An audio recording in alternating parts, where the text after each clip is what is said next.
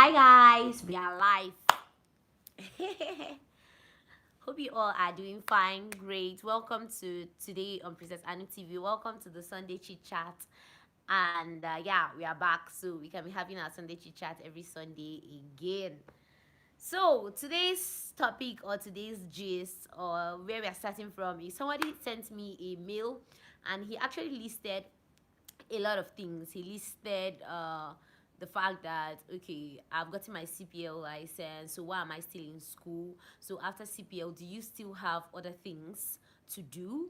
Just it. Welcome. Abel, welcome. Thank you so much, guys, for joining. Don't forget to give this video a thumbs up. And in case you're new here, if you've not subscribed, please do me a favor, subscribe. Thank you so much for joining me. So I said, okay, I was going to talk about that. That after CPL, maybe we can talk about it. Maybe do we still have things to do? Do we not have things to do? Are we just hanging around and all that? And don't forget Sunday Chit Chat. We talk about questions. You can ask. Thank you. You can ask any question whatsoever you want, and we can also talk about it today. Mommy, welcome. We can also talk about it here and now. So I'm going to start by saying that firstly, after getting your CPL license, it depends on what you did before you got your CPL license that would determine if you still have something to do or not. And let me give a formal introduction. This channel is all about aviation, motivation, and adventure. And so, in case you like things like that, do well to subscribe. Okay. Now, let's get into the real gist. For instance, if you did your instrument immediately after your PPL, which most of the schools in South Africa and most of the schools in US do. They do it this kind of pattern. You finish your private pilot license, then you get your instrument rating before you do your commercial pilot license. So if you do it in this system, you might not have to do instrument after you are done with your commercial pilot license. But in our own case here in Nigeria, we do it in such a way that you're done with your private pilot license and you go over to getting your commercial pilot license before you do your instrument rating and multi-engine rating. Carl, just Jids. Welcome. Hi, I can see you there. So that's how it's done here. In a case whereby you do your instrument rating immediately after your private pilot license, you will not have to do it again when you get your commercial pilot license. And so when you get your commercial pilot license, you will have your commercial pilot license and you will also be instrument rated. But I know that majority of people don't get their private pilot license. Edo Timothy, welcome. They don't get a private pilot license with a multi-engine aircraft. So even if you've gotten your commercial pilot license, you will still need to do a multi-engine rating. I don't know if you're getting me. But this package that I'm talking about is all included in your flight school training. It's not as if after you're done, you're going to go and do multi-engine rating somewhere else. No, that's not how it's done. So part of the reasons why I'm still in flight school, even if I've gotten my commercial pilot license, is because I still have to do my instrument rating and my multi-engine rating. So majority of the places where you do your instrument rating immediately after PPL and you do your multi-engine, it's rare that you see people doing multi-engine immediately after PPL. But I think it's not out of the box. It's actually possible. You see that they don't have to do much immediately after they get their commercial pilot license. They just have to spend maybe 1 week or so maybe doing some other stuff and they are out of this place. Okay, I can see that someone asked a question. Okay, not Jamil. Hi, welcome. I have a question for you. When are you coming to land? I know that okay, when you're coming to land, I know that the angle and speed of descent matters. How much does it affect your landing if the angle is slightly higher or lower? I think when you're coming to land, majority of the things you look at is your speed, because if you have too low speed, you are going to stall the aircraft. Not only that, when you're coming to land, your altitude also matters. Imagine if you're supposed to have descended, maybe you're supposed to have like an average of like 500 feet to maybe final, and you have your like 1,000 or 1,000 plus, you're close to the runway, and you're like, let's say you're still 1,000 feet above ground level, that landing is going to be so difficult because you're not going to have proper control of the aircraft, because you're very close to touchdown point and you are high. Like, you know, when you have the runway here and you are here, like you are so high, you see, you're not going to be able to land properly. So majority of things you look at is your altitude and your speed. The reason why you look at your altitude is so that you don't come to the runway like this and you're forcing the aircraft to land.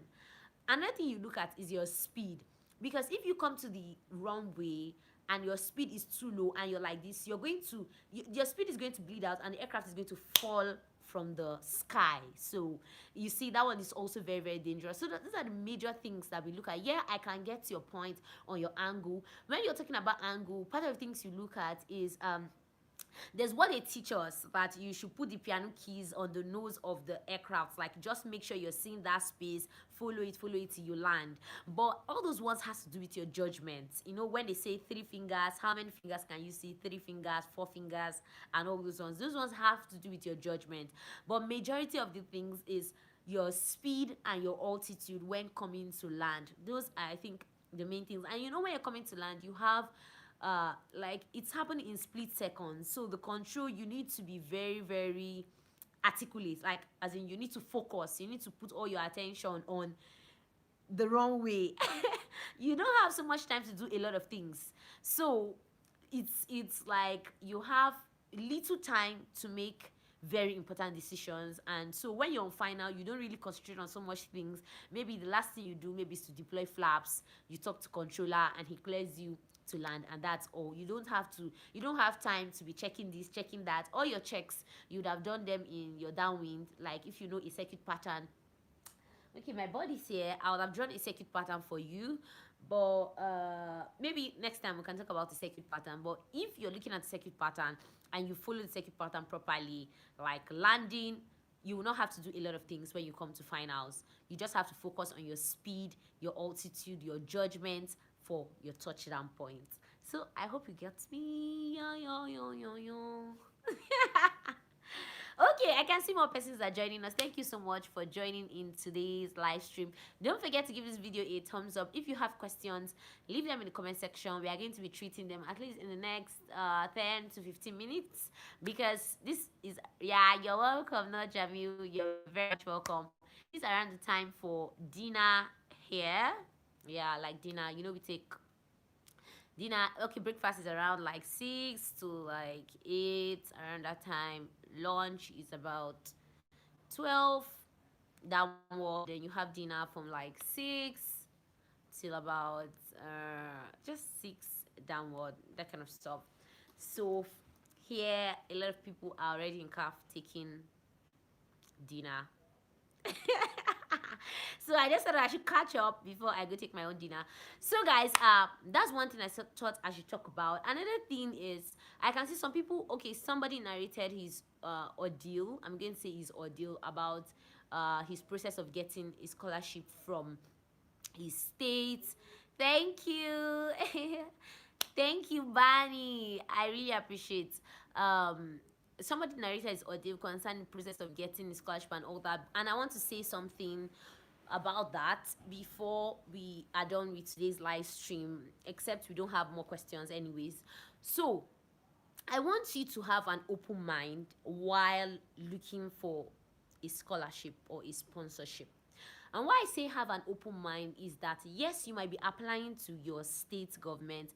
Anna, welcome. You might be applying to your state government, but there might also be somebody probably in your local government that can even grant you more help, and I'm going to say quicker help than the state as a whole. You know, we have hierarchies and all these things. You have local government, you have how am I going to put it now? You have local governments, then you have state governments, you have communities, you know, before you get to the local government. Arnold, Gary, welcome, King. So before you get to your state government, that's like the ogak pata, like the people at the top. There are people you might pass through, maybe when you're passing through your state.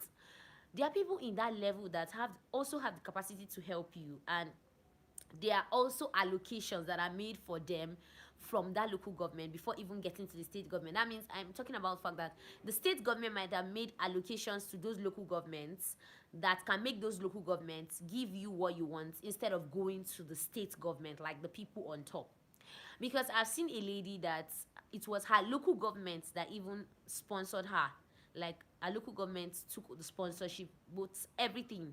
So instead of going to the state government, if you see that reaching the state government is kind of like very, very difficult, I think you can try reaching the local government first, get their response, get people to back you up before going to the state government. Most people in Kenya are very, very lucky because I'm going to say, like, they do the whole tuition, like half of their tuition fee for them if you want to go for flight training. Like, I got the information anyways from one of you guys, like one of the subscribers here on this channel, that if you want to attend flight school in Kenya and you're a Kenyan, I think you're going to your flight training is going to be subsidized by up to like 50%. So it's a good thing. It's a very, very good thing. What happens to a person who beats up? I really don't know. That is weird. For goodness sake, why do you want to beat up a pilot? Like, what did the person do to you? It's not in our culture to, you don't fight, you don't do all those plenty things. So I really don't know what's going to happen to the person. But it's like, define human rights. Oh, that's what I think anyways. It's like define human rights, and so therefore I don't know what's going to happen to that person. But let's talk about this now. Instead of focusing more on your state government, if they're not giving you allowance, because part of what the person explained to me in the email about the ordeal is that, okay, they didn't give them hearing, nobody wanted to listen to them, and all that and all that. You can go through your local government, get people. It's just like you have the support of your local chief, you have the support of your community chairman, then you have the support of your, maybe the king in your local government. I don't really know how, or like maybe for the Yorubas it can be the Oba and all that. I tell you, these people have a greater chance of penetrating the state government and getting what you want than you going by yourself. Don't forget, there was a time I also talked to you guys about the fact that you need somebody at a certain point in time to be able to speak for you. So if you can go through this other set of people that can, like, imagine you have the support of your chief, or you have the support of your king, or you have the support of your Oba, or you have the support of like people that are very highly placed from your local government. They can give an helping hand to getting the people at the state government level. So don't just say, okay, because you want to get a scholarship from the state government, you just go straight to them. If it's not working where you go straight to them, you go back and start from the food chain, like just climb up. And it's best that you do this having a lot of time. For instance, if you've gotten the admission, maybe like the person said, okay, he got an admission in Canada and all that, you can also look for a Nigerian you can also look for a Nigerian like admission, like maybe a Nigerian school. Because when you get in Canada, they're like, oh, so this person is trying to make us train him somewhere, someone else's child. And you know, the way some people think is like so different. So you need someone that understands your situation to be able to like go speak for you. I get what I'm saying. You need someone that can tell what you're facing. Seriously, I'll try to put this thing in clear words that can make you understand what I'm trying to say. You need someone that knows where you are to be able to help you speak for where you want to go to. So I said I'm going to give this advice, and I'm happy I dropped it here instead of making a different video for that. How much is flight training? Generally, if you're talking about flight training in Nigeria, you're going to be talking about an average of 9 to 10 million. It depends. Now I'm talking about minus type rating. If you want to do in another school that is not a government school, I think they charge up to like 15 million. So it depends on where you want to do flight training. There are places that are very, very expensive, and there are places that are very cheap. I might just say very cheap. For goodness sake, 9 million is not cheap, or 10 million is not cheap. Though it depends on your pocket, anyways. It can be cheap for you. 20 million can be cheap for some person. 20 million can be like a whole lump sum of money for another person. So it depends. It all depends. So it depends on where you want to do it. But I always say, do it where it favors you. Do it where you do not have to stress too much. When I mean stress too much, I mean financial stressing. I don't mean like work stressing as far trying to do your homework, because the truth is that in flight training you're going to stress. It's not that, it's not an easy road like you just go smoothly. Now you're going to be having like bumps. I mean, like some little kind of ups and downs and all that, but trust me, you're going to be fine because everybody passed through it. Those pilots you see flying you, taking you to mad V's, taking you to, you know, all those nice places, Dubai, taking you to all those cool places you go to enjoy holidays. They also passed through it and they did fine. So why wouldn't you be able to pass through it and do fine? It's just a matter of time, a little patience, and you know, just understanding the system. So guys, these are some things I thought I should talk to you today about. So if you have any other questions, my email is in the comment section of, not comment section, is in the description of this video right now. You can check it out. Send me your comments, send me your concerns. If I have solution, or if I think I have anything that is going to help you, I'm going to send you a mail, and if possible make a video concerning that to also help other persons. And if I have any other information, and like I said, if I see any scholarship openings like I've been doing on the live stream, I'll talk about it. Yeah, because I also want to help people, whether I see it from Women in Aviation, or I see it from any site, any board, or I even hear it. Trust me, I'm going to be talking about it. Because I want you guys to move forward. Where in Lagos can I buy a pilot form, and where is the exam not written in Lagos? Please, how much is 43S school fees?